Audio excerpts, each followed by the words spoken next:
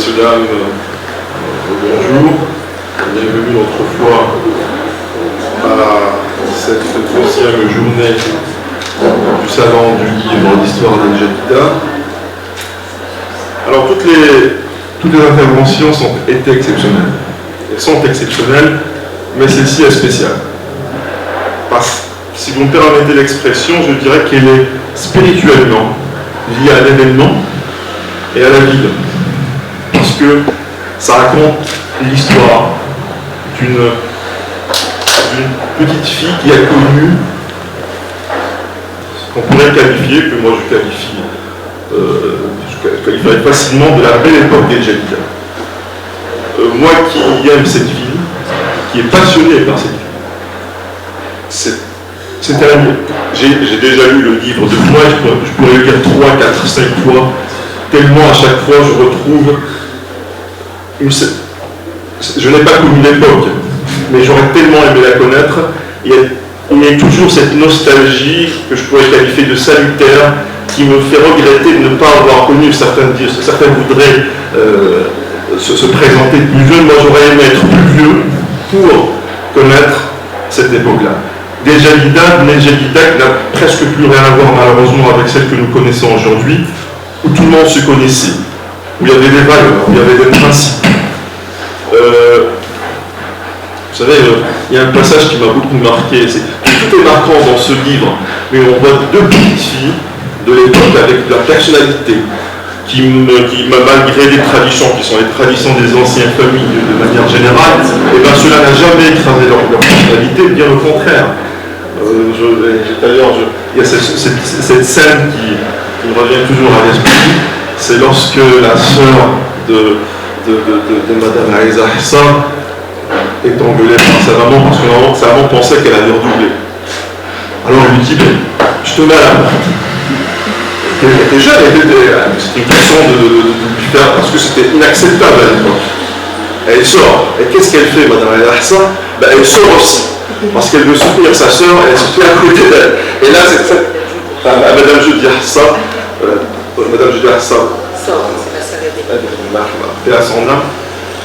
Et cette scène, à chaque fois que je pense à cette scène, c'est vraiment un sentiment un petit peu spécial. Et j'ai juste envie d'être avec elle, tu vois, de venir aussi, de dire je vous soutiens, je suis avec vous. C'est un livre vraiment très charmant, très délicieux. Et cette histoire d'El Jadida, tout simplement, c'est pas du roman, c'est du vrai. Beaucoup croiraient que non, il n'y a rien de romancé là-dedans, c'est juste l'histoire d'une famille, une ancienne famille d'El Jadida, et c'était tout simplement ça, et c'était très très beau, et tout ça bien sûr avec un arrière-fond d'odeur de vanille. Voilà. Je vous donne la parole, madame, et je vous souhaite un très agréable moment, vous avez passé un très très agréable moment, j'en suis sûr. Merci. Mesdames, messieurs, on entend bien. Mesdames, messieurs, ça va?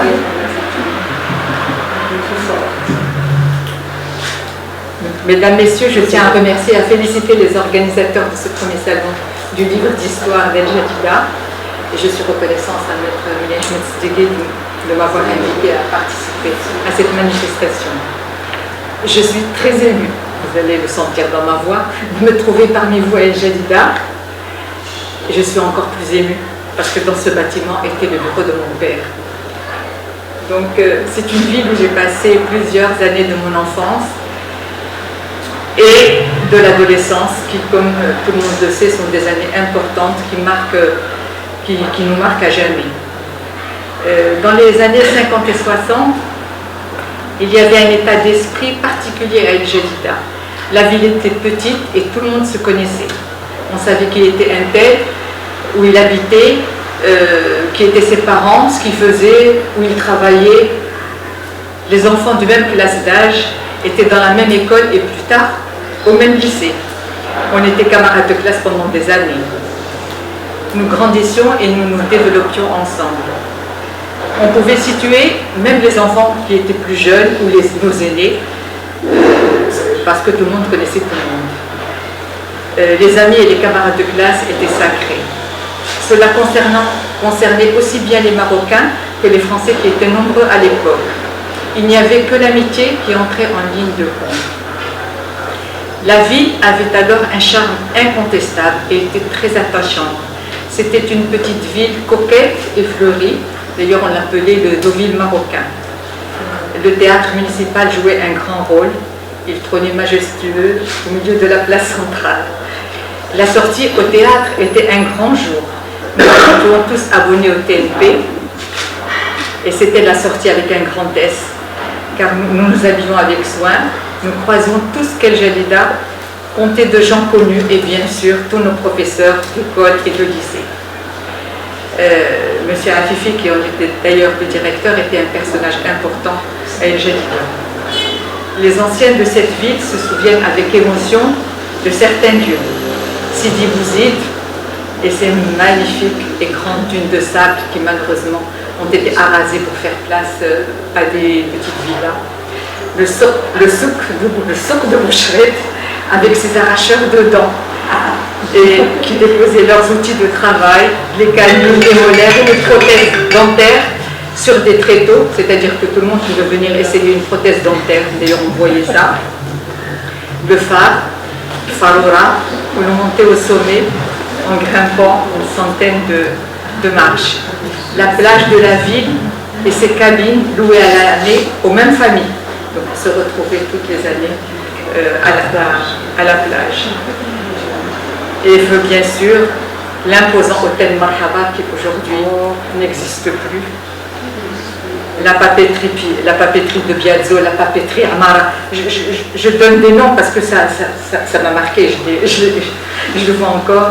La pharmacie de Garao, la pharmacie Mainetti, l'école des filles, l'école des garçons, le lycée mixte qui deviendra plus tard le lycée Ben Khaldoun, et le port et sa darse, qui, si vous lisez le livre, est important pour nous parce que c'est là où on a appris à nager, dans la darse du port d'El Jalida.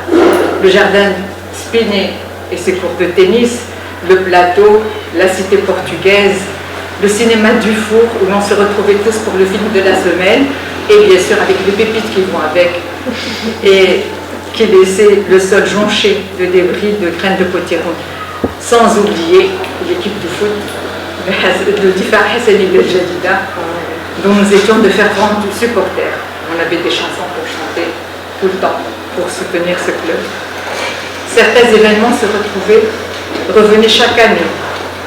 D'abord la sortie à Sidi Bouzid en car avec l'école et le déjeuner sur place à l'auberge qui surplombait la mer. Je pense que les gens qui étaient de cette époque se souviennent encore de cette auberge. Les kermesses organisées en été au stade du lycée à la fin des années 50 et au début des années 60 au profit des Algériens. Puis les kermesses organisées au port par la Ligue de protection de la mère et de l'enfant. La sortie à la forêt du Cablan avec mon oncle Ahmed pour aller visiter ses amis qui fêtaient la Mimouna. Enfin, le Cablan, c'est ce qu'on appelle aujourd'hui Jafousra. Alors pourquoi il était blanc, il est devenu jaune, je ne peux pas vous répondre. Voilà. Le goûter de Noël à l'école, où on nous donnait invariablement chaque année un éclair au chocolat et une orange. Mais on n'osait pas montrer cette orange parce que dans la rue République, je suis là. Je peux encore vous parler des ciné-clubs. Je peux encore vous parler du ciné-club au cinéma Marhaba et bien d'autres encore. Juifs, musulmans, chrétiens se fréquentaient et s'estimaient. Il y avait un grand esprit de tolérance et de respect les uns pour les autres, quelles que soient les croyances. C'était cela la grande richesse d'El Jalida. Et c'est avec nostalgie que je vous en parle aujourd'hui. Malgré les changements intervenus depuis lors, certains de ceux qui ont grandi à El Jalida y sont revenus s'y installer à l'âge adulte. Tout cela pour vous dire la force d'attraction de la ville. Et on ne peut pas oublier El Jalida une fois qu'on y a vécu. Et si je suis là aujourd'hui, c'est pour vous présenter un recueil, l'auteur de Vanille, qui met en scène des événements vécus à El Jalida à la fin des années 50 et dans les années 60. À l'origine, ce modeste travail était destiné à mes enfants et à mes neveux et nièces. Je voulais leur décrire l'ambiance dans laquelle nous avions grandi et que nous avions eu en France très différente de celle qu'ils ont connue. En fait, même cette idée de mettre par écrit mes souvenirs ne m'était jamais venue à l'esprit. Et c'est après une discussion avec mon fils que l'idée m'a trotté dans la tête. Au cours d'un séjour à la maison, j'ai dû raconter un événement amusant survenu dans mon enfance, très intéressé, mais n'ayant pas le temps d'écouter ce que je lui disais, parce qu'ils sont toujours sur leur ordinateur ou leur téléphone. Il m'a demandé de lui envoyer un mail, lui relatant cet événement. Dès que j'ai commencé à écrire la première phrase, les souvenirs affluaient, l'un en rappelant l'autre. Je me suis alors attelée à la tâche de raconter des événements survenus dans l'enfance de la manière la plus vivante possible. J'ai essayé de décrire l'ambiance dans laquelle nous avions grandi et certains événements comme nous les avions réellement vécus, en essayant de les revoir avec les yeux de l'enfant que j'étais alors. Et bien sûr, je me suis replongée dans l'ambiance d'El Jadida de l'époque. J'ai choisi de rédiger ces récits sous forme de nouvelles pour qu'ils soient plus aisés à lire. Lorsque j'ai envoyé le mail à mon fils, il a été très enthousiaste et m'a demandé d'en faire un recueil et de le publier car cela pouvait intéresser des gens de sa génération. Pendant toute la durée de la rédaction, je me suis replongée dans un monde pas si lointain, mais pourtant si différent du monde actuel. En l'espace d'une génération, la vie s'est profondément transformée pour tout un pan de la société marocaine. Le mode de vie, la structure familiale, l'espace de vie, les relations avec les parents, tout a changé. Les grandes maisons ont fait place à des structures plus petites qui ne permettent plus de recevoir facilement des visiteurs. En ces temps-là, les gens débarquaient à l'improviste sans se faire annoncer. Pour passer quelques jours ou même quelques semaines à la maison, ils étaient accueillis à bras ouverts. Quand il y en avait pour 5, il y en avait pour 10. Aujourd'hui, cela a bien changé. Il faut appeler au téléphone avant d'aller visiter même les personnes les plus proches de sa famille.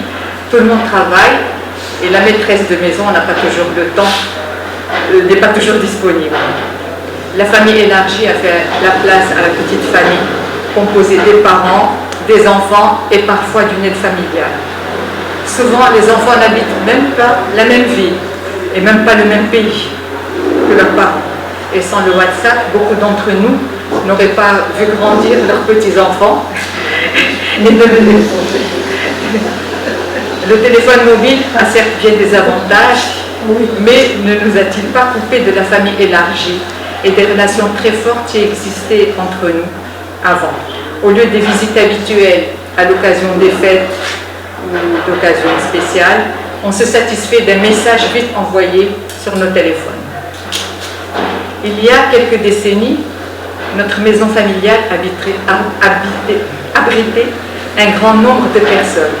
Les parents, la grand-mère paternelle, les dadas, le personnel de maison, quelques parents de passage ou installés pour différentes raisons, cousines proches ou éloignées, sans revenus ou avec enfants ou sans, et sans compter les nombreux enfants dont le nombre augmentait encore en été où les cousins avaient plaisir à se retrouver.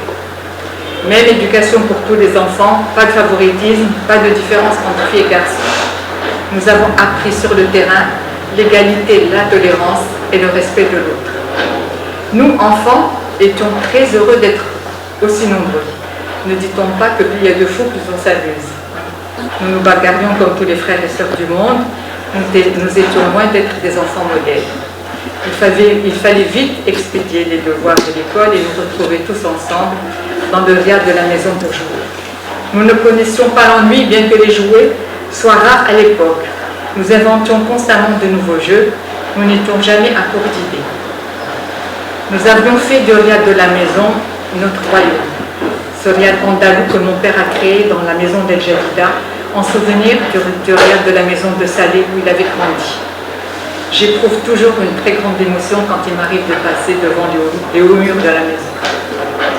Les enfants étaient solidaires et faisaient corps contre les adultes qui essayaient de s'immiscer entre eux.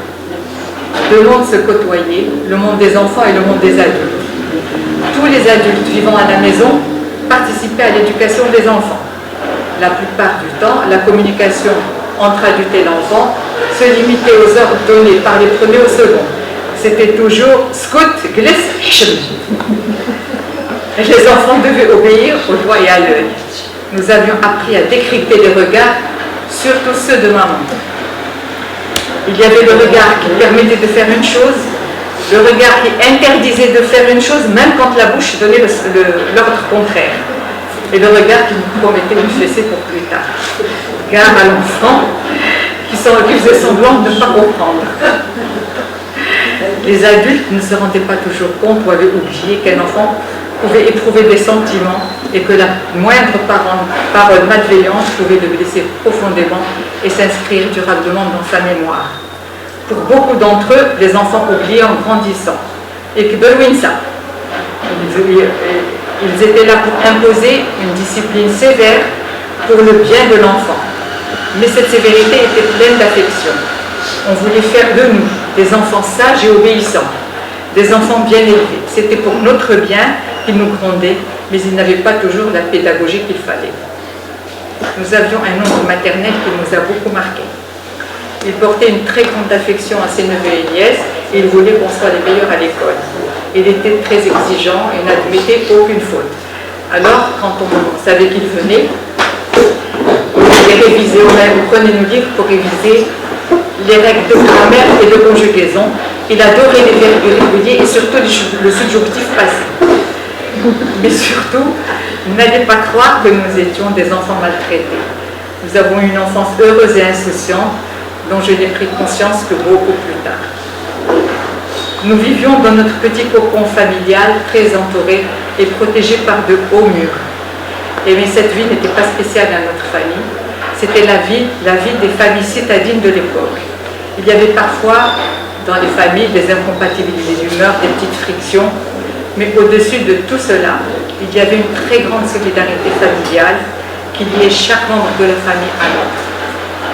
Personne ne faisait défaut quand l'un d'eux avait un problème, tout le monde accourait pour l'aider.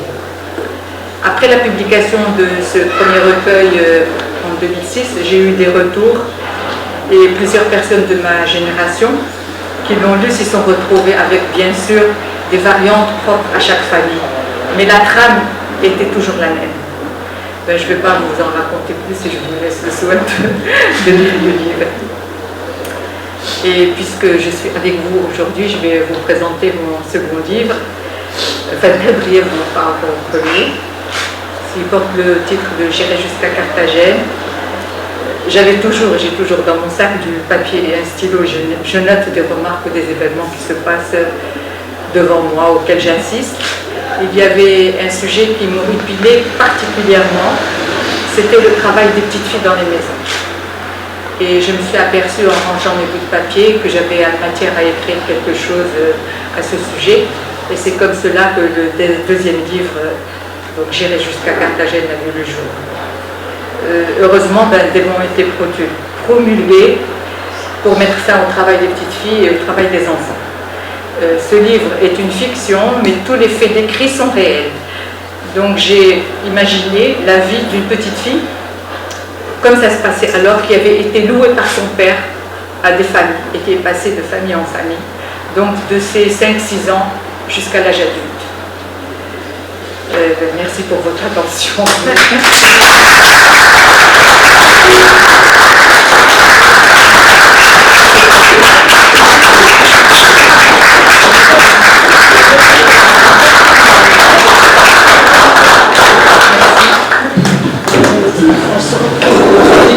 Je vous ai dit au départ que c'était spécial et c'est très très spécial vraiment.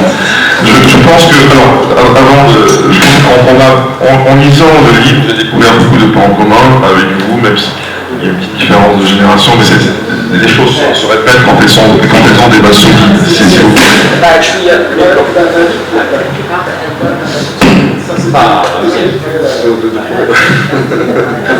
Professionnel. Lorsque les choses sont d'une base solide, on les retrouve dans pas d'espace ni de temps. Mais j'ai découvert aussi, on a un autre petit détail, mais ça c'est une anecdote, c'était le bureau de votre papa et le bureau de lumière aussi. Comme quoi, tout le monde sort ici. Voilà. Et alors, vous avez parlé de beaucoup de... Vous partagez le souci des JIDI, des vrais JIDI tout simplement. Mais moi qui n'ai connu les Jaïda que durant les années 80, eh ben je peux faire aussi le même constat. Les cabines enfermées, ils ont été emmurés, n'est-ce pas? L'hôtel Marhaba, il fait peine quand on le voit, on a vraiment de la peine. Dernièrement, j'ai eu la chance de pouvoir accéder, j'ai fait une demande à l'assurance à qui il appartient, et je suis parti avec un ami à moi, un Khalid Boucharki, et qui est plus âgé que moi. Alors il commençait à m'expliquer ce qu'il y avait dans l'hôtel Marhaba.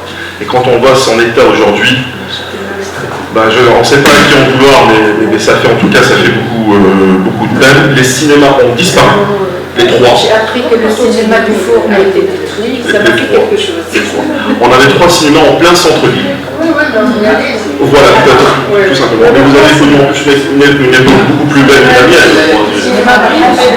Cinéma Marhaba, qui était un bijou, qui est un chef-d'œuvre d'art déco. Il a disparu, cinéma Dufour, Madame Paris ou Madame Dufour a disparu, et cinéma Lif a disparu, remplacé par des immeubles montés sur Crestalia au café. Ça ne rate pas, c'est toujours la même chose qui se répète. Le génie Jaïda a ses limites apparemment. Le Cap Blanc, oui, le Cap Blanc est devenu ce qu'il est devenu aujourd'hui. Le Cap Blanc, c'était magnifique. Vous ne l'avez pas connu. Non, je n'ai pas connu. Mais vraiment, c'était magnifique. On descendait par une pente. Il y avait une petite forêt, il y avait une magnifique crique. Et les gens venaient, les juifs pour la Nouna, venaient fêter cette fête et on avait toujours plaisir à aller, c'était magnifique. Et aujourd'hui, il y a des émanations qui viennent c'est totalement différent, c'est autre chose. Il y a l'attachement à Jaïda, c'est vrai qu'on est tous attachés à Jaïda. Quand on est né ici, quand on a des liens avec cette ville, c'est pour toujours. On peut partir. On finit par revenir, en tout cas il y a toujours de la nostalgie qui nous lie à cette ville, j'en suis même moi un exemple. C'est vraiment un excellent livre, c'est un livre, c'est pour moi, bien sûr, bien entendu docteur, j'ai jamais lu un livre coaching, je ne crois pas moi tout ce qui est coaching, tout ça je sais que c'est à la mode, mais je pense que c'est un des meilleurs livres de coaching, parce que le meilleur coaching c'est la tradition. Il faut arrêter en 5 minutes, en 10 minutes, en 30 secondes. Non, c'est la tradition. Vous attachez à la tradition, vous n'avez pas besoin d'un Américain ou d'un Anglais qui va vous vendre je ne sais pas combien d'exemplaires. Non. Vous avez le meilleur possible. Et pour moi, c'est un livre d'éducation.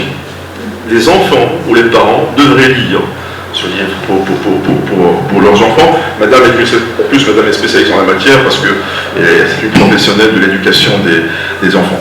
Et pour moi, il y a autre chose, un détail qui est plus personnel, pour moi, j'ai réussi quelque chose d'extraordinaire aujourd'hui. C'est que j'ai réuni des membres d'anciennes familles des Jaïda. Je pense que c'est quelque chose d'extraordinaire qui s'est pas fait depuis longtemps. Juste ça, je vous félicite. En tout cas, merci beaucoup.